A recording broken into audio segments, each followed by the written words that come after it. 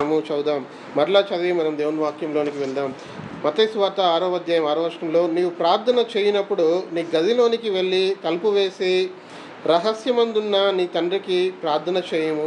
అప్పుడు రహస్యమందు చూచు నీ తండ్రి నీకు ప్రతిఫలము ఇచ్చును. ఈరోజు దేవుని వాక్యంలోంచి మనము ఏకాంతముగా వ్యక్తిగతంగా మనం ప్రార్థించడము అది చాలా ప్రాముఖ్యము అని ఈరోజు దేవుని వాక్యం కొన్ని విషయాలు చూద్దాం. ఎందుకు మనం ఏకాంతంగా ఉండి ప్రార్థించాలి, ఎందుకు దేవుడు ప్రార్థించమంటున్నాడు, దానికి కారణం ఏంటి, వాట్ ఈస్ ద రీజన్, ఎందుకు దేవుడు ఏకాంతంగా మనం దేవుని సన్నిధిలో గడపాలని ఆయన ఆశపడుతూ ఉంటున్నాడు, దానికి కారణం ఏంటి.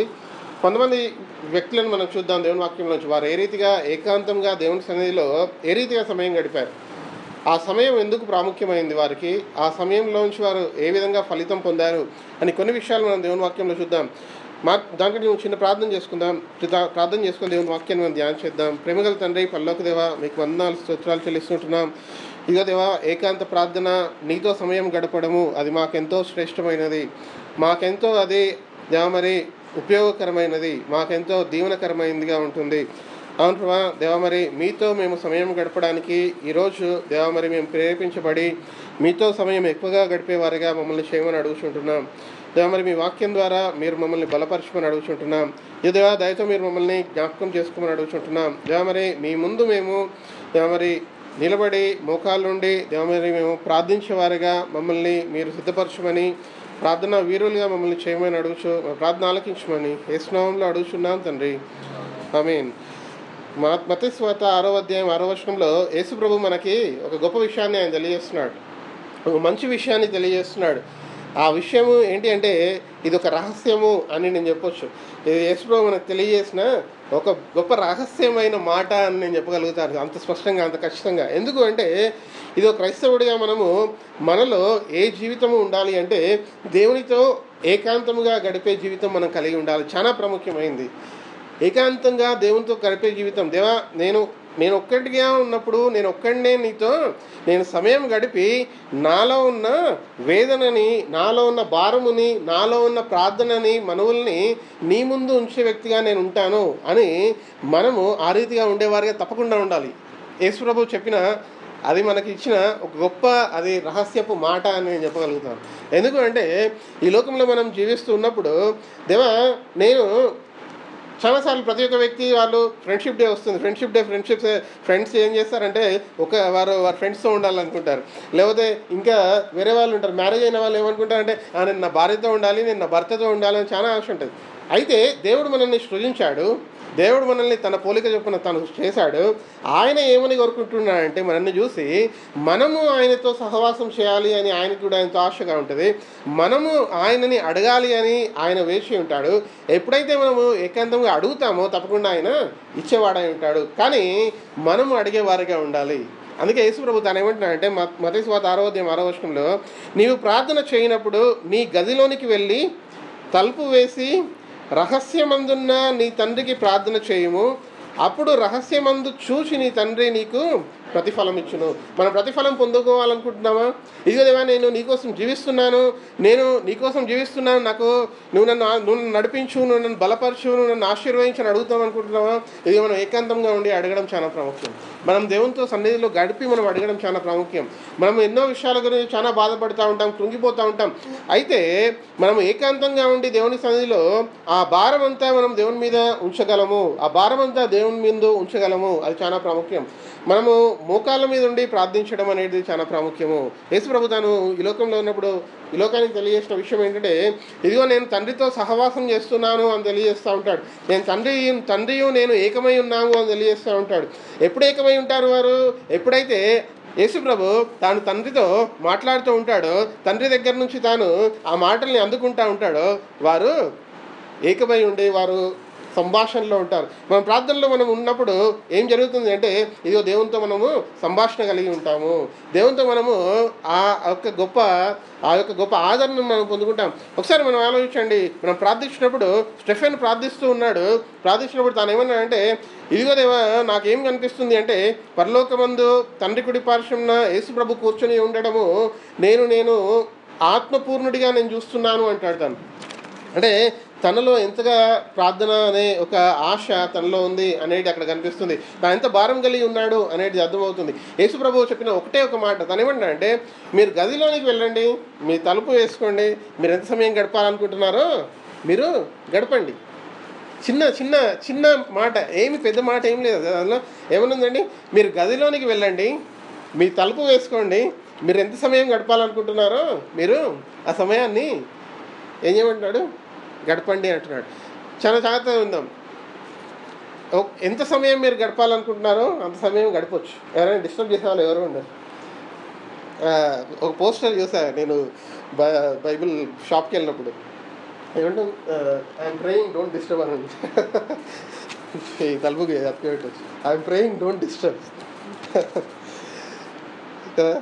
సో మనం అనుకోవచ్చు, మా ఇంట్లో అదే చాలా మంది ఉంటారు, మా ఇంట్లో ఎప్పుడు అల్లరి ఉంటుంది, లేకపోతే మా ఇంట్లో తక్కువ స్థలం ఉంది, మా ఇంట్లో 2 రూమ్లు ఉన్నాయి, మా ఇంట్లో అన్నీ మనం ఎన్నెన్నో కారణాలు చెప్తాం. కానీ ప్రార్థన చేయాలని ఆశ ఉన్న వారికి ఎంత అల్లరి ఉన్నా కూడా వారు చేసుకోగలుగుతారు. ఎంత తక్కువ స్పేస్ ఉన్నా కూడా వారికి తప్పకుండా ఆ స్థలం కూడా దొరుకుతుంది. అవునా, దొరుకుతుంది చెప్పండి. ఒకవేళ మనకి అరే మా పిల్లలు ఉన్నారు, మేము వారిని ఏమంటాం, వారిని ఓదార్చడమే సరిపోద్ది, వారిని చూసుకోవడం సరిపోద్ది అంటే వారు పడుకున్నప్పుడు మనం లేచి ప్రార్థన చేయొచ్చు కదా. వారు పడుకున్నప్పుడు మనం లేచి ప్రార్థన చేయొచ్చు. సరే, నాకు ఏకాంతంగా నాకు ఎక్కడ కనిపించట్లేదు అంటే మనం ఎక్కడైనా పక్కన ఒక రూమ్కి వెళ్ళి ఆ మూలకుండి మనం ప్రార్థన చేయొచ్చు కదా. ఒక రూమ్లో ఉండి మూలకుండి ప్రార్థన చేయొచ్చు మనం. లేకపోతే మనకి అంతగా పెద్ద ప్లేస్ లేకపోతే ఇలా పరద కట్టుకోవచ్చు, ఇక్కడ నుంచి ఇక్కడ వరకు కట్టుకొని ఆ స్పేస్ని మనము దేవుని ప్రార్థించడానికి మనం ఉపయోగించుకోవచ్చు. మనం ప్రార్థించడానికి మేము ప్రార్థించలేకపోతున్నా అని వెనకకి వెళ్తున్నామంటే దాని అర్థం ఏంటంటే మనలో ఆశ ఉంది, కానీ మనము వెనకకి వెళ్తున్నాము, ఒక అడుగు ముందుకు వేయలేకపోతుంటున్నాం, వెనకకి వెళ్తున్నాము. ఆ కారణాలు సరైన కారణాలు కావు. మనం ప్రార్థించడానికి మనలో ఆశ ఉన్నట్టయితే దేవుడు తప్పకుండా ఆశని ఆయన తీర్చే దేవుడు అయి ఉంటున్నాడు. మనకి సమయం కుదవలేదు, మనకు సమయం ఉంది, మనకి ప్లేస్ కుదవలేదు, ప్లేస్ కూడా దేవుడు ఇచ్చి ఉన్నాడు. అది చిన్న ఇల్లు అయినా పెద్ద ఇల్లు అయినా ఏముందంటే, ఒక పెద్ద ఇల్లు ఉన్న వారికి ప్రార్థన అనే ఆలోచనే రాకపోతే అంత పెద్ద గృహం ఉండి ఏం లాభము, ప్రార్థన అనే గది ఉండి ఏం లాభం, ప్రార్థన చేయకపోతే కదా. సో మనము మన నుంచి దేవుడు ఏం ఆశిస్తున్నాడు అంటే, యేసు ప్రభువు తను ఏమంటున్నాడు అంటే, ఇదిగో మీరు ఏకాంత సమయం గడపడము చాలా ప్రాముఖ్యము అని అంటున్నాడు. ఏకాంత సమయం గడపడము చాలా ప్రాముఖ్యం అంటున్నాడు. ఎందుకు అంటే, మనం ఎవరికి చెప్పుకోలేని దేవుని ముందు చెప్పుకోవచ్చు, ఎవరికి మనం చెప్పుకోలేని దేవుని ముందు మనం కన్నీరు కార్చి ఆయన ముందు ఉంచవచ్చు. కొన్నిసార్లు మనము చాలా విషయాలు ఉంటాయి మనం ఎవరికి చెప్పుకోలేము, మనలో ఉన్న బాధ ఎవరు తీర్చలేరు కూడా.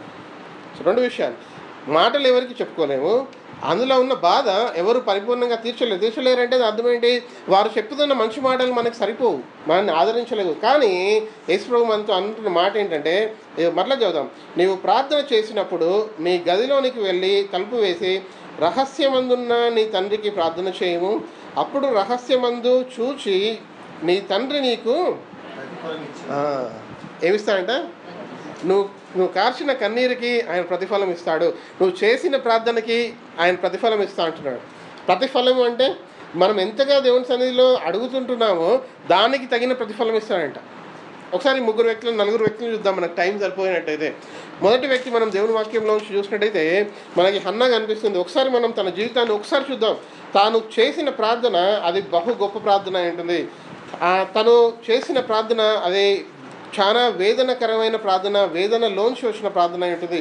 ఒకసారి మనము 1 సమూయేలు గ్రంథము 1వ అధ్యాయం 10వ వచనాన్ని ఒకసారి చూసినట్టయితే, 1 సమూయేలు గ్రంథము 1వ అధ్యాయము 10వ వచనాన్ని ఒకసారి మనం చూద్దాం, అందులో ఏమని రాయబడిందో.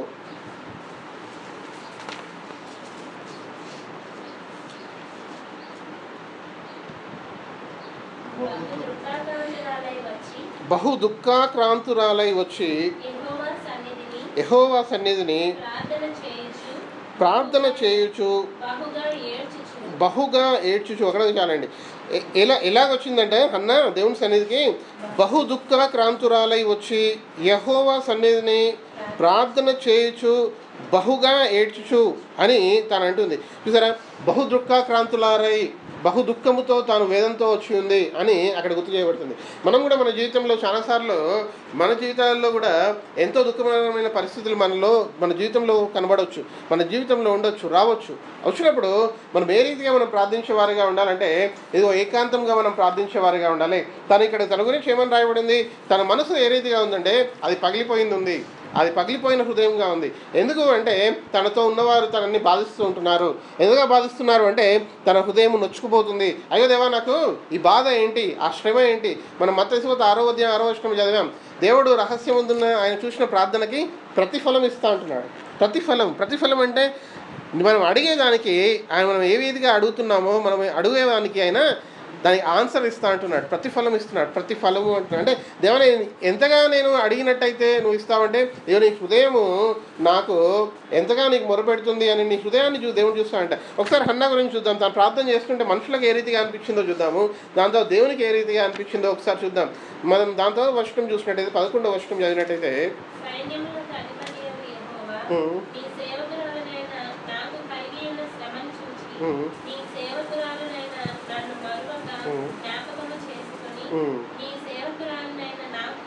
మగపిల్లను దయచేసిన ఎడల వాని తల మీదకి క్షౌరపు కత్తి ఎన్నటికీ రానియక వాడు బ్రతుకు దినములన్నిటను నేను వానిని యెహోవా వగు నీకు అప్పగించునని మొక్కుబడి చేసుకొనెను. ఆమె యెహోవా సన్నిధిని ప్రార్థన చేయించుండగా ఏలీ ఆమె నోరు కనిపెట్టుచుండెను. అక్కడ చాలండి, చాలా జాగ్రత్త. ఈ వర్షం 11వ వచనంలో అన్న ఏమని ప్రార్థన చేస్తుందంటే నీ సేవకురాలనైనా నేను అని 3 మార్లు అంటుంది. 3 మార్లు తాను అంటుంది. ఏమని అంటుందంటే సైన్యములకు అధిపతియగు యెహోవా నీ సేవకురాలనైనా నాకు కలిగి ఉన్న శ్రమను, నీ సేవకురాలైనా నాకు కలిగి ఉన్న శ్రమను, ఇగో దేవా నాకు కలిగి ఉన్న ఈ శ్రమను చూడండి మీరు అని దేవుని ఎదుట తను మొరపెడుతుంది. మొట్టమొదటిగా మనం దేవుని ఎదుట హన్నా ఏమని ఉంటుందంటే తనని ఏమని సంబోధించుకుంటుందంటే ఇదిగో దేవా నేను నీ సేవకురాలైన హన్నాను అని అంటుంది. అంటే ఆ రీతిగా మనము దేవుని ఎదుట మనం సంబోధించుకోవాలి అంటే మనము ఇదిగో దేవా నేను నీ సన్నిధికి ఏ రీతిగా వస్తున్నాను అంటే నేను ఒక మంచి హృదయంతో వస్తుంటున్నాను, నేను ఒక మంచి మనసుతో వస్తుంటున్నాను, నాలో ఎలాంటి యొక్క చెడు మనసు లేదు, నన్ను ఆల్రెడీ సరి చేసుకుని ఉన్నాను, మంచిగా జీవిస్తున్నాను. కానీ నా జీవితంలో ఎందుకో కానీ ఇదిగో నా జీవితంలో కలవరమా, దుఃఖమా, లేకపోతే అవన్నీ ఉంటున్నాయి, అవన్నిటినీ నేను తీసివేయాలనుకుంటున్నాను, నీ సన్నిధికి వస్తుంటున్నాను, ఇలా మంచి మనసుతో వస్తుంటున్నాను. అయితే ఇదిగో నువ్వు నన్ను బాగు చెయ్యి, నువ్వు నన్ను ఆదరించు అని హన్నా ఏమని సంబోధిస్తుందంటే నీ సేవకురాలైన నాకు కలిగి ఉన్న శ్రమను చూసి నీ సేవకురాలనైనా నన్ను మరువక జ్ఞాపకము చేసుకో అని తాను వేదంతో అడుగుతుంటుంది. మరువక జ్ఞాపకము చేసుకోదేవా అని అడుగుతుంటుంది దేవుడికి. అందుకే ఏకాంతంగా ఇక్కడ హన్నా తన భర్త కూడా అక్కడ ఉన్నాడు హన్నాతో పాటు, కానీ తాను ఏకాంతంగా దేవునికి మొరపెడుతుందంట. ఇక్కడ తాను ఏకాంతంగా దేవునికి మొరపెడుతూ ఉంటుంది. తాను మొరపెడుతున్నప్పుడు ఏలీ గమనించి ఆయన ఏమంటున్నాడంటే ఒకసారి మరలా ఆ మాట చూద్దాం. ఆఖరి భాగంలో 11వ వచనంలో ఆమె యెహోవా సన్నిధిని ప్రార్థన చేయుచుండగా ఏలీ ఆమె నోరు కనిపెట్టుచుండెను అని రాయబడి ఉంది కదా. దాని తర్వాత ఏమని రాయబడిందండి, ఏలీ అనగా హన్నా తన మనస్సులోనే చెప్పుకొనుచుండెను. తను బిగ్గరగా ప్రార్థన చేయట్లేదు, ఏకాంతంగా ఉంది, దేవుని సన్నిధిలో ప్రార్థన చేస్తుంది. తనలోంచి కన్నీరు వస్తుంది, వేదన వస్తుంది, బాధ భారం వస్తుంది. తన గురించి రాయబడి ఉంది. సమూయేలు దాని తర్వాత రాశాడు ఈ యొక్క పుస్తకాన్ని. హన్నా ఏ రీతిగా ప్రార్థన చేసిందో, ఆమె ప్రార్థన చేసినప్పుడు కేవలం పెదవులు కలుగుతున్నాయంట. ఆమెలో ఉన్న భారము అదంతా అది ఏ రీతిగా దేవుని యొక్క తాను వెల్లడిపరుస్తుందంటే మనం అనుకోవచ్చు, అరే పడుకున్నప్పుడు చాలా మందికి డిస్టర్బ్ అవుతుంది నేను ప్రార్థన చేస్తే అనుకోవచ్చు. ఇక్కడ హన్నా ఏ రీతిగా ప్రార్థన చేస్తుందండి, ఆమె బిగ్గరగా చేయట్లేదు. ఆమె వేదన ఉంది, బాధ ఉంది, ఆమె హృదయంలో నుంచి ప్రార్థన వస్తుంది. ఆమె పెదవులతో ఆమె ఆడిస్తుంది, పెదవుల్లో కనిపిస్తుంది, కానీ ఆమె బిగ్గరగా చేయట్లేదు. కానీ ఆమె ప్రార్థన దేవుని వద్ద చేరింది. చూసారా, చాలా దేవుడు మన యొక్క హృదయాన్ని ఆయన చూస్తాడు. కానీ అతి ప్రాముఖ్యమైనది దేవునికి మనం ఎంత సమయం ఇస్తున్నాము అనేది ప్రాముఖ్యం. మనం ఎంత సమయం దేవునికి ఇస్తుంటున్నాం చాలా ప్రాముఖ్యమైనది. నేను నా జీవితంలో తెలుసుకుంది గొప్ప విషయం ఏంటంటే దేవునికి సన్నిధిలో ఉండి ప్రార్థించాలి అనే గొప్ప విషయాన్ని నేను తెలుసుకున్నాను. దేవుని సన్నిధిలో ఉండి ప్రార్థించాలి. దేవుని సన్నిధిలో ప్రార్థించినప్పుడు దేవుని వాక్యాన్ని మనం చదువుతున్నప్పుడు చాలా అది గొప్పగా ఉంటుంది. ఆ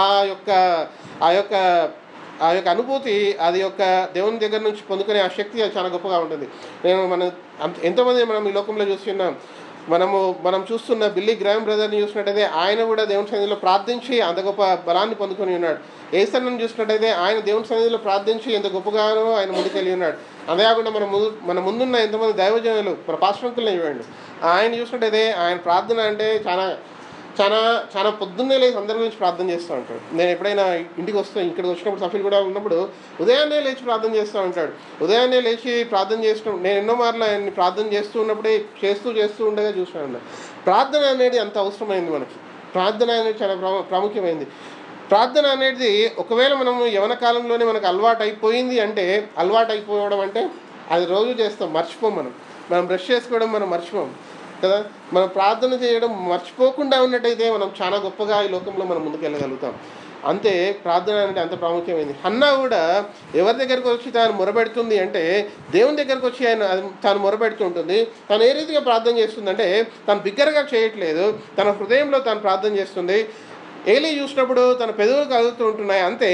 అయితే 13వ వచనానికి వచ్చేసరికి ఆమె పెదవులు మాత్రము కదిలించుచుండి, దాంతో ఏమైందండి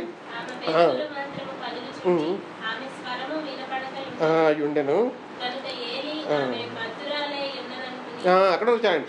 మనం కొన్నిసార్లు చేస్తున్నప్పుడు మన ప్రార్థన మనం గోజాడుతున్నప్పుడు దేవుని దగ్గర అడుగుతున్నప్పుడు కొన్నిసార్లు కొంతమందికి అనిపించవచ్చు, అరే వీళ్ళకి ఏమైంది ఇట్లా ప్రార్థన చేస్తున్నాడు అని అనుకోవచ్చు. ఇక్కడ ఏలి తనేమిటంటే తాను మత్తురాలై ఉండి ఈ రీతిగా తను పెదవులాడిస్తుంది లేకపోతే అలా ఉంది అని అనుకొని ఉన్నాడు.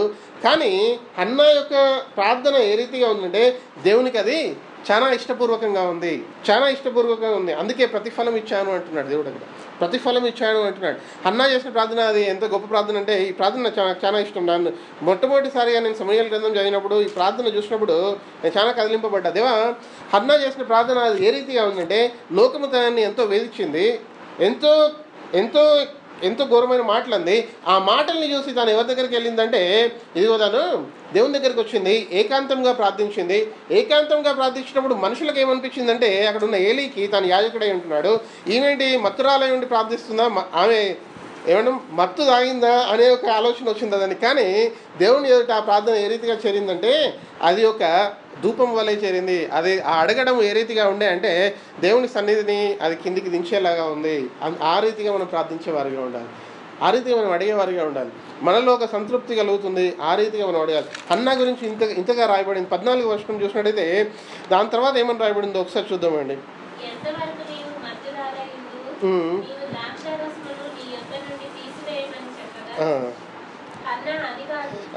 ఇప్పుడు హన్నా తను మాట్లాడు, హన్నా అది కాదు నా ఏలినవాడా, నేను మనోదుఃఖము గలదానై ఉన్నాను, మై హార్ట్ ఈస్ బర్డెన్డ్ అని అక్కడ తను అంటుంది. నేను మనోదుఃఖక్రాంతురాలనై ఉన్నాను, నాలో ఉన్న వేదన, నాలో ఉన్న దుఃఖాన్ని బట్టి నేను ఈలాగా నాలోంచి మాటలు వస్తున్నాయి, అంతేగాని నేను ఇది ఆ రీతిగా లేను అని హన్నా తను అంటుంది. నా ఏలినవాడా అని తను సంబోధిస్తున్నాడు. చూసారా, అంటే దేవుని యొక్క ఆయన సేవకుడు అంటున్నాడు. ఆయన తప్పుగా అర్థం చేసుకొని ఉండొచ్చు, కానీ ఆయన్ని ఆమె ఆ రీతిగా సంబోధించమంటున్నాడంటే నేను దేవుణ్ణి అడుగుతుంటున్నాను, నేను దేవుణ్ణి ప్రార్థిస్తుంటున్నాను అని అంటుంది. హన్నాలో ఉన్న ఆ విశ్వాసం చూడండి, ఆ ప్రార్థన, ఆ భారం చూడండి. కొన్నిసార్లు మనం అనిపించవచ్చు, చాలామంది అనేక మంది ఈ లోకంలో మనల్ని ఎన్నో విధాలుగా అంటూ ఉంటారు కదా, ఏదో ఒకటి అంటూ ఉంటారు, ఏదో ఒకటి బాధపడి మనకు అనిపించచ్చు. కానీ దేవుని దగ్గరికి వెళ్ళి మనం మోకరించి మనం ప్రార్థించినప్పుడు దేవుడు మనల్ని ఆదరించే దేవుడు అంటున్నాడు.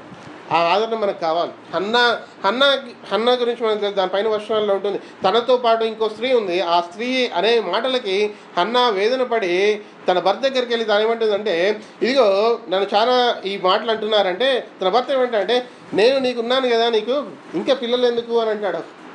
అంటే లేదు అది కాదు, నన్ను కూడా దేవుడు ఆశీర్వదించాలి అని హన్నా ఆ రీతిగా అడిగినప్పుడు హన్నాలోంచి వచ్చిన ప్రార్థన అది ఒక మాదిరికరమైన ప్రార్థనగా ఈ లోకానికి మనకు ఇది ఉంటుంది. అయితే హన్నా తాను ఏమంటుంది అంటే మన 14వ వచనంలో అది కాదు నా ఏలినవాడా, నేను మనోదుఃఖము గలదాన్నై ఉన్నాను, నేను ద్రాక్షారసమైనను మద్యమైనను పానము చేయలేదు, కానీ నా ఆత్మను యెహోవా సన్నిధిన కుమ్మరించుకొని ఉన్నాను. చూసారా, మన ఆత్మను కుమ్మరించేవారిగా ఉండాలి. మన పాటలు పాడినా ప్రార్థన చేసినా మన ఆత్మను కుమ్మరించేవారిగా ఉండాలి. దేవా, నేను నా ఆత్మను కుమ్మరిస్తుంటున్నాను, నాలో ఉన్న సర్వస్వము నిన్ను అడుగుతూ ఉంటుంది. ఏమని అడుగుతుంది అంటే ఇదిగో దేవా, నువ్వు నాకు నువ్వు నాకు కావాలి, నాకున్న పరిస్థితిలో నువ్వు నాకు చాలా దేవుడు అంటున్నావు అని మనము అడిగేవారిగా ఉండాలి. హన్న ఆ రీతిగా అడుగుతూ ఉంటుంది. ఆ రీతిగా తాను ప్రార్థన చేసింది కాబట్టి తాను దేవుని దగ్గర నుంచి తాను పొందుకుని ఉంది. 16వ వచనంలోకి వచ్చేసరికి నీ సేవకురాలనైనా నన్ను పనికిమాలిన దానిగా ఎంచవద్దు. ఆ, అత్యంతమైన కోప కారణమును బట్టి బహుగా నిట్టూర్పులు విడుచుచు నాలో నేను దీనిని చెప్పుకొనుచున్నాను. చూసారా, చాలా వేదనలో ఉండి నేను ఈ మాటలు నేను చెప్పుకుంటూ ఉంటున్నాను దేవుని ముందు. అయితే దేవుడు నాకు ఉత్తరం ఇచ్చి ఉన్నాడు. దాని తర్వాత సంతోషంగా ఒక కీర్తనని రాస్తుంది. దేవుని గురించి ఉత్సాహగానం చేస్తూ దేవుని స్తుతిస్తూ ఉంటుంది. రెండో అధ్యాయంలో ఎప్పుడైనా మీరు చదవండి, తాను ఆ పలికిన మాటలు చాలా గొప్పవిగా ఉంటాయి. ఆ మాటలు చాలా గొప్పవిగా ఉంటాయి. దేవుడు అందుకే మత్తయి సువార్త 6వ అధ్యాయం 6వ వచనంలో మీరు వెళ్ళి మీ గదిలోకి వెళ్ళి రహస్యముగా దేవునికి ప్రార్థించండి. రహస్యముగా దేవునికి చేసిన ప్రార్థన దేవుడు విని దానికి ప్రతిఫలము అంటున్నాడు. ప్రతిఫలము అంటే మనం చేసిన ఆ మొరకి దేవుడు తప్పకుండా సమాధానం ఇస్తాడు. హన్నా చేసిన ప్రార్థనకి హన్నాకి ఏం దొరికిందంటండి, ఆమెకి సమాధానం దొరికింది. ఇంకో వ్యక్తిని చూద్దాం దేవుని వాక్యంలో ఉంచి. ఆ వ్యక్తి కూడా దేవుడిని ఏ రీతిగా గోజాడాడో, ఏ రీతిగా అడిగాడో ఒకసారి దేవుని వాక్యంలో చూసినట్టయితే ఆదికాండము 32వ అధ్యాయము 22వ వచనం నుంచి చూసినట్టయితే ఆదికాండము 32వ అధ్యాయము 22వ వచనానికి వెళ్దాం ఒకసారి. ఆదికాండము 32:22 వచనం. ఆ రాత్రి అతడు లేచి తన ఇద్దరు భార్యలను, తన ఇద్దరు దాసీలను, తన 11 మంది పిల్లలను తీసుకొని యబ్బోకు రేవు దాటిపోయాను. యాకోబు వారిని తీసుకొని ఆ ఏరు దాటించి తనకు కలిగినంతయు పంపివేశాను.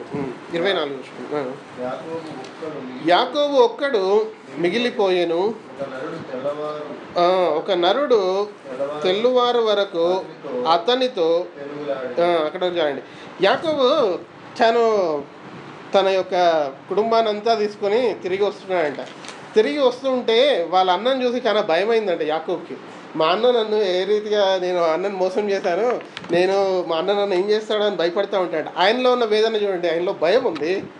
ఆ భయాన్ని దేవుని ముందు ఉంచుతున్నాడు. చాలాసార్లు మనకు భయం ఉంటుంది, ఆ భయాన్ని మనం దేవుని ముందు ఉంచాలి. ఆ భయాన్ని మనం ఇక్కడేమో హన్నాకి అవసరత ఉంది, ఆ అవసరతని దేవుని ముందు ఉంచింది. ఇక్కడేమో యాకోబుకి భయం ఉంది, ఆ భయాన్ని దేవుని ముందు ఉంచుతుంది.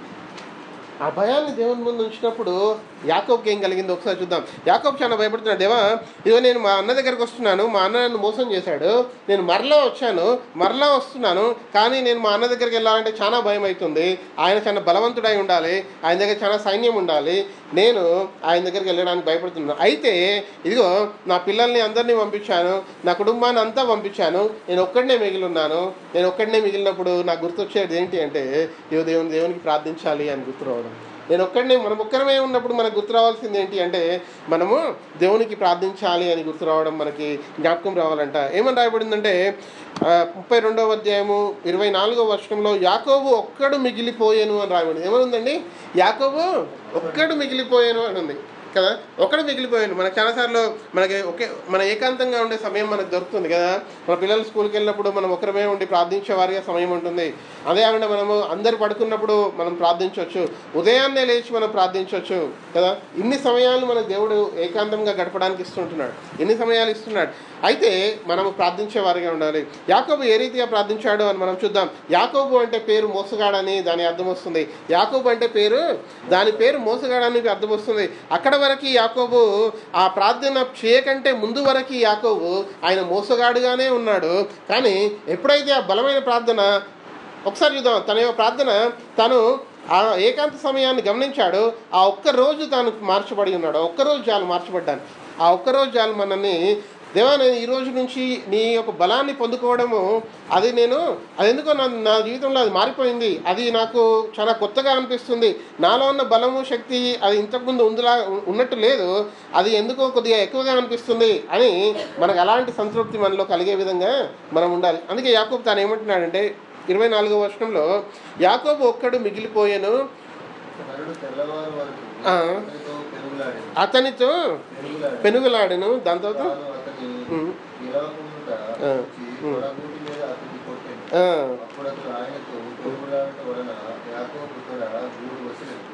ఇప్పుడు ఈ యొక్క వ్యక్తి ఉన్నాడు, ఆయనతో ఏ రీతిగా పెనుగులాడుతున్నాడంటే యాకోబు ఆయన వదలట్లేదంట. దేవా నువ్వు నాకు ఇస్తేనే, నువ్వు నాకు ఆశీర్వదిస్తేనే, నువ్వు నా పేరు మారుస్తేనే నేను నిన్ను వదిలిపెడతా అని అడుగుతున్నాడంట. మనం కూడా చాలాసార్లు ఏ రీతిగా దేవుడిని అడిగేవారిగా ఉండాలంటే, ఇగో దేవా నువ్వు నన్ను ఈ రీతిగా నడిపిస్తేనే నేను నిన్ను వదిలిపెట్టేవాడిగా ఉంటాను, అంతవరకు నేను ప్రార్థించడం ఆపను, నేను అంతవరకు ప్రార్థించడం ఆపను. ఎందుకు అంటే నా జీవితంలో ఈ సన్నివేశంలో ఈ మార్పు నాకు కావాల్సింది ఎంతో ప్రాముఖ్యమైంది. యాకోబుకి ఈ మార్పు చాలా ప్రాముఖ్యమైన మార్పు, తన జీవితంలో ఈ మార్పు కావడం చాలా ప్రాముఖ్యం. ఈ మార్పు తనలో వచ్చిందంటే తన యొక్క జీవితమే మారిపోతుంది. ఆ మార్పు కోసము తాను ప్రార్థిస్తూ ఉంటున్నాడు యాకోబు. ఈ సన్నివేశంలో తాను చేస్తున్న ప్రార్థన ఎలాంటి ప్రార్థన అంటే, ఆ సన్నివేశంలో హన్నా చేసిన ప్రార్థన ఎలాంటి ప్రార్థన అంటే తన జీవితాన్ని మార్చేసే ప్రార్థన అది. ఇక్కడ యాకోబు చేస్తున్న ప్రార్థన ఏంటి అంటే, ఆ ప్రార్థన తన జీవితాన్ని మార్చేసే ప్రార్థన. మన జీవితాలను మార్చేసే ప్రార్థనకి దేవుడు మనకు సమయం ఇస్తూ ఉన్నప్పుడు ఆ సమయాన్ని మనము నిర్లక్ష్యం చేయొద్దు, ఆ సమయాన్ని మనం వదులుకోవద్దు. ఆ సమయం చాలా అవసరమైన సమయమై ఉంటుంది, అది చాలా ప్రాముఖ్యమైన సమయమై ఉంటుంది. సరే మనం అనుకోవచ్చు, దేవా నేను మార్చబడి ఉన్నాను, నేను నీ కోసం నడుస్తూ ఉంటున్నాను. అయితే నా జీవితంలో నేను తెలుసుకుంది ఏంటంటే, భూమి నుంచి ఆకాశం వరకు ఒక నిచ్చెన ఇవ్వబడి ఉంది, ఆ నిచ్చెన్ని మనం ఎక్కుతూ ఉంటున్నాం. ఆ నిచ్చెన్ని ఎక్కుతూ మధ్యలో ఎక్కడైనా ఆగి ఉన్నామంటే ఆ ఆగి ఉన్న మెట్టు దగ్గర నుంచి పైకి ఎక్కడానికి మనకు బలం సరిపోవట్లేదు అనుకోండి, ఆ ఆగి ఉన్న దగ్గర దేవునితో ఎక్కువగా సమయం గడిపి మనం బలం పొందుకొని ఆ యొక్క మెట్టును మనం ఎక్కేవారిగా ఉండాలి, ఆ యొక్క మెట్టును మనం ఎక్కేవారిగా ఉండాలి. అందుకే దేవుడు మనకు ప్రార్థన అనే ఆ యొక్క గొప్ప శక్తిని మనకి ఆయన అనుగ్రహించున్నాడు. ప్రార్థించడం అనేది చాలా ప్రాముఖ్యమైనది. ఇక్కడ తను ఏమంటున్నాడంటే పెనుగులాడుతున్నాడంట, అంటే he is fighting with God to get it. పెనుగులాడడం అంటే తెలుగులో ఏమని అర్థం వస్తుందంటే, పెనుగులాడడం అంటే వదిలిపెట్టకపోవడమా, లేకపోతే ఏమని అర్థం వస్తుందో? పెనుగులాడడం అంటే ఏమని అర్థం వస్తుందో? ఇంగ్లీష్లో అయితే ఏమని రాస్తుందండి ఇంగ్లీష్లో? రెజ్లింగ్ అంట. రెజ్లింగ్ చూసారా ఎప్పుడైనా? రెజ్లింగ్ ఎలా ఉంటుందో? రెజ్లింగ్ అంటే ఒక వ్యక్తిని పట్టుకున్నామంటే వదిలిపెట్టరు అసలు. ఎలా ఉంటుంది ఎవరొస్లో తెలుసు, కబడ్డీ చూస్తూ ఉంటాం. ఈ మధ్యలో కబడ్డీ చాలా ఫేమస్ అవుతుంది, టీవీలో కూడా వస్తుంది. వదిలిపెట్టామంటే, మనం పట్టుకున్నామంటే నో ఛాన్స్, అది వదిలిపెట్టాం అంటే దేవుడిని ఆ రీతికి మనం అడిగేవారు. దేవా నేను నిన్ను పట్టుకున్నాను, నువ్వు నాకు దొరికావు, నేను నిన్ను వదలను, ఇంకా నేను అడుగుతూ ఉంటున్నాను, నేను పొందుకునే వరకు వదలను. ఆ రీతిగానే యాకోబు పెనుగులాడాడు. మనకి యాకోబు ఒక గొప్ప ఎగ్జాంపుల్, మనకి ఒక గొప్ప మాదిరి. యాకోబు అంటే మోసగాడై ఉన్నాడు, కానీ తనని నేను మారాలి, నేను మార్చబడాలి, నేను ఎంతగానో గొప్పగా ముందుకెళ్ళాలి అని తనకి అర్థమైనప్పుడు తాను అడుగుతున్నాడు. అడిగి పొందుకోవడానికి యాకోబు తాను ఏం చేస్తున్నాడంటే పెనుగులాడుతున్నాడంట, దేవునితో పోరాడుతున్నాడు, దేవునితో అడుగుతున్నాడు, రెజ్లింగ్ చేస్తున్నాడు. దేవా నేను వదిలిపెట్టాను, ఇంకా నేను వదిలిపెట్టాను. ఎంత ఎంత ఎంత అంటే అక్కడున్న వ్యక్తి, ఎదుటి వ్యక్తి తను వదులుకోవడానికి తన మోకాల మీద ఒక గాయం చేయాల్సింది వచ్చిందంట అంతగా. చూసారా? అంటే యాకోబు ఏం పొందుకున్నాడు దేవుని దగ్గర నుంచి అంటే, ఆయన ఎంతో గొప్ప ఉన్నతమైన ఆ యొక్క బలాన్ని పొందుకున్నాడు. ఆ సమయంలో యాకోబు పొందుకున్నది మామూలు విషయం కాదు, ఈ చేసిన ప్రార్థన మామూలుది కాదు. తాను చేసిన ప్రార్థనకి తాను ప్రతిఫలం పొందిన తర్వాత అక్కడ ఆ స్థనాల్ని పెనుయేలు అని పేరు పెడతాడు. అక్కడ ఒక చిహ్నానికి ఆయన ఒకటి అక్కడ గుర్తుగా ఆయన కట్టించి ఉన్నాడు అని మనం చూస్తూ ఉంటాం. 4వ వచనంలో ఒకసారి చూద్దాం ఏమని రాయబడిందో. 25వ వచనాన్ని చూసినట్టయితే,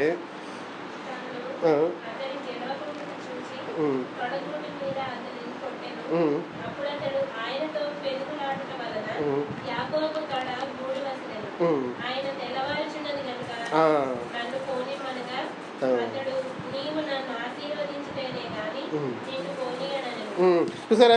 ఆయన తెల్లవారుచున్నది గనుక నన్ను పోనిమ్మనగా అతడు నీవు నన్ను ఆశీర్వదించితేనే కానీ నిన్ను పోనీయనను. ఇదో దేవా నేను నిన్ను ప్రార్థిస్తూ ఉంటున్నాను, నేను నీ సన్నిధిలోంచి నేను మోకరించిన దగ్గర నుంచి నేను లేవకుండా ఉంటాను.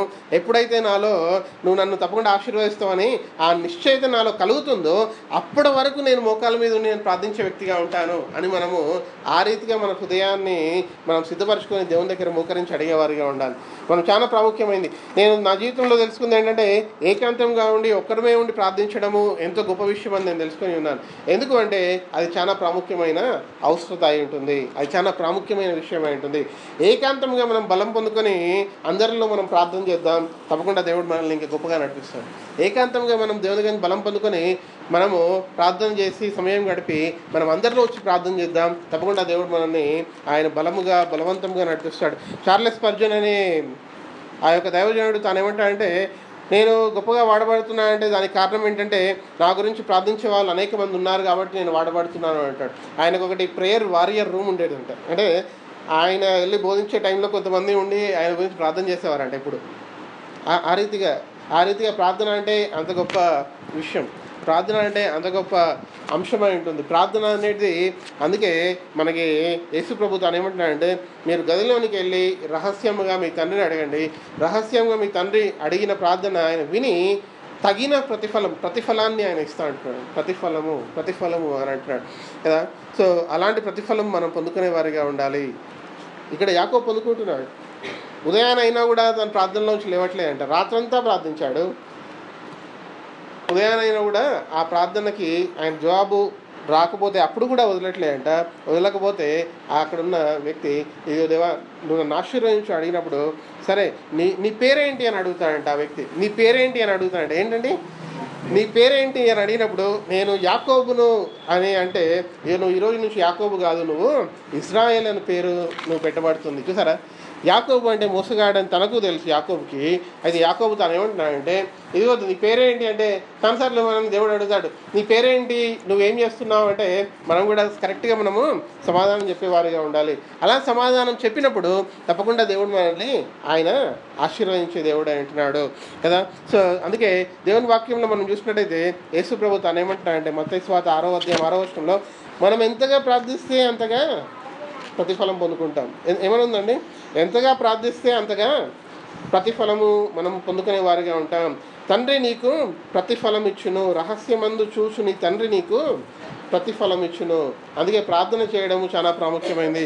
మన పిల్లల గురించి మనం అడగడం చాలా ప్రాముఖ్యం. మన పిల్లల గురించి ప్రార్థన చేయడం మనం చాలా ప్రాముఖ్యం. మనం చాలాసార్లు అనుకుంటాం చిన్నప్పుడు ఉండగానే వారి గురించి ప్రార్థన చేయాలా, పెద్దగా అయిన తర్వాత కూడా ప్రార్థన చేయాలంటే వారు పెద్దగా అయిన తర్వాత కూడా వారి గురించి ప్రార్థన చేయాలి. చాలా తల్లిదండ్రులకి పిల్లల్ని ఇచ్చిన తల్లిదండ్రులకి చాలా ఇంపార్టెంట్ విషయం ఏంటంటే, మీరు చిన్నప్పుడు వారి గురించి ప్రార్థన చేయాలి, వారు మిడిల్ ఏజ్లో ఉన్నప్పుడు ప్రార్థన చేయాలి, వారు యవనస్తులుగా ఉన్నప్పుడు వారు పెళ్లి చేసుకున్న తర్వాత కూడా వారి గురించి ప్రార్థన చేయాలి. మీరు ఈ లోకంలో ఉన్నంతకాలం వారి గురించి ప్రార్థించాలి. ఎందుకంటే వారు ఇచ్చిన బహుమానమై ఉంటుంది, దేవుడు మనకి ఇచ్చిన బహుమానమై ఉంటుంది. బహుమానాన్ని మనము కాపాడుకోవాలి కదా, మనకు చాలా ప్రాముఖ్యం.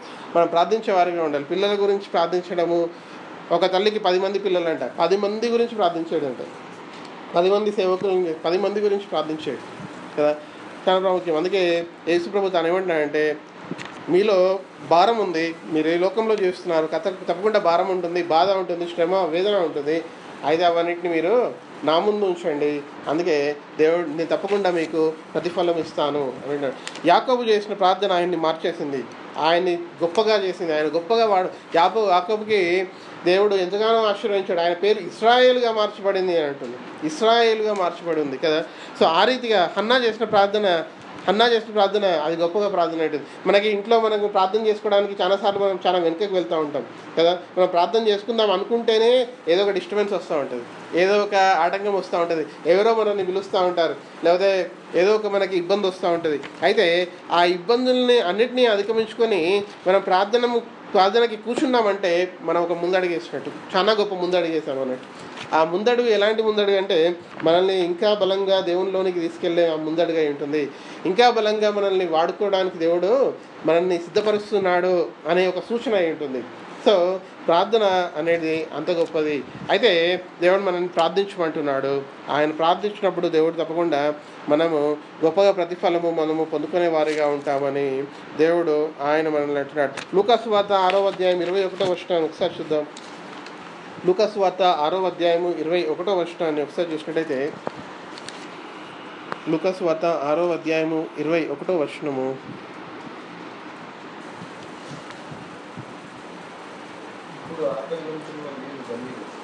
ఇప్పుడు ఆకలి కొనుచున్న మీరు ధన్యులు, మీరు తృప్తిపరచబడుదురు.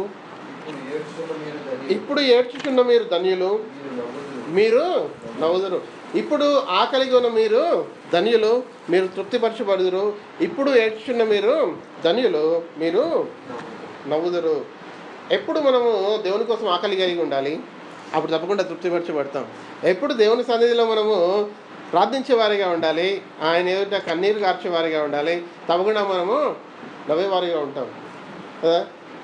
రాత్రింపగలు మనం ప్రార్థించేవారిగా ఉండాలి కదా, రాత్రింపగలు ప్రార్థించేవారిగా ఉండాలి. దావీదు రాజు ఏమంటాడంటే, నేను చేసిన ప్రార్థన అది ఏ రీతిగా ఉందంటే, నా పడక అది కన్నీటి ప్రవాహం అయిందో అలాంటి ఒక పదము తాను వాడుతూ ఉంటాడు కదా. మనం ప్రార్థన చేయడం చాలా ప్రాముఖ్యం. దేవుని సన్నిధిలో మనం మోకరించి అడగడం చాలా ప్రాముఖ్యం కదా. మనం చాలాసార్లు మనము ఎవరి దగ్గరికైనా వెళ్ళి నేను నా బాధను చెప్పుకోవాలి అనుకుంటాం. అదే క్రైస్తవులుగా మనం దేవుని సన్నిధిలో చెప్పుకోవచ్చు, దేవునితో చెప్పుకోవచ్చు.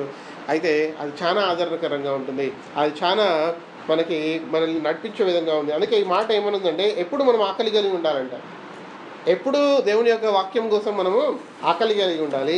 ఆకలి కలిగి ఉన్నట్టయితే మనం తప్పకుండా తృప్తిపరచబడతాం. ఇప్పుడు ఆకలి కొనుచున్న మీరు ధన్యులు అనగా రాయబడేది ఏమనుందని, ఇప్పుడు ఆకలి కొనుచున్న మీరు ధన్యులు, మీరు తృప్తిపరచబడుదురు. ఇప్పుడు ఏడ్చుచున్న మీరు ధన్యులు, మీరు నవ్వుదురు. మీలో చాలా సంతోషం ఉంటుంది అని దేవుడు అంటున్నాడు. మీలో చాలా సంతోషం ఉంటుంది, మీలో చాలా ఆనందం ఉంటుంది అని దేవుడు మనకు ఆయన చెప్తూ ఉంటున్నాడు. ఎందుకు అంటే, దేవుని సన్నిధిలో ఆ రీతిగా మనల్ని దేవుడు ఆయన తయారు చేస్తాడు, ఆయన సిద్ధపరుస్తూ ఉంటాడు. అది చాలా గొప్ప ధన్యత అయి ఉంటుంది. మనం ధన్యులము అని అంటున్నాడు. మనం ఆకలి కొనడము అది ధన్యత అంట. దేవుని కోసం ఆకలి కొనడము, ఆకలి కొని ఉండడము, దేవుని కోసం దప్పిక కలిగి ఉండడము అది ధన్యత్వము. అదేవిధంగా దేవుని సన్నిధిలో మనం కన్నీరు కార్చడము అది కూడా చాలా గొప్ప ధన్యత్వము, అంటే గొప్ప విషయం అయి ఉంటుంది.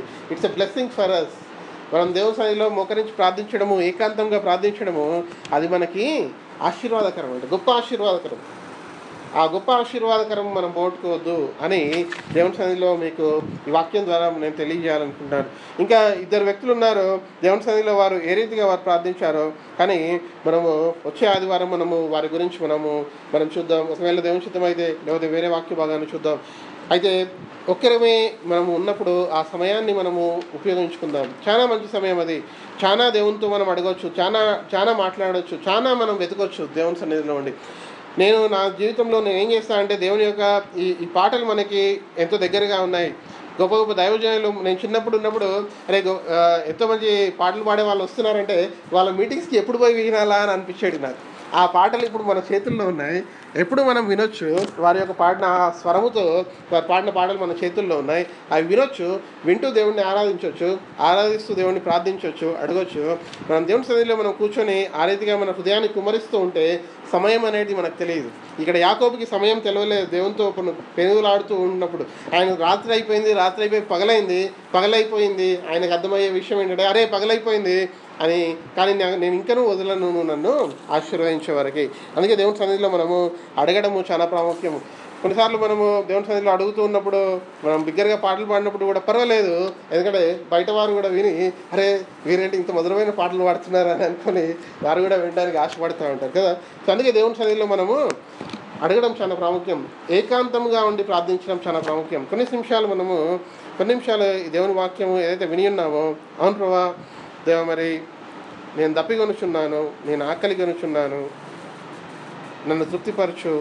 ఇదే దేవా, నేను కన్నీరు కారుస్తూ ఉంటున్నాను, నాలో నువ్వు నవ్వు అనుగ్రహించు అని మనం దేవుడిని అడిగేవారిగా ఉందాం. మనము ఈ విషయాల్ని మనం జ్ఞాపకం చేసుకునే వారిగా ఉందాం.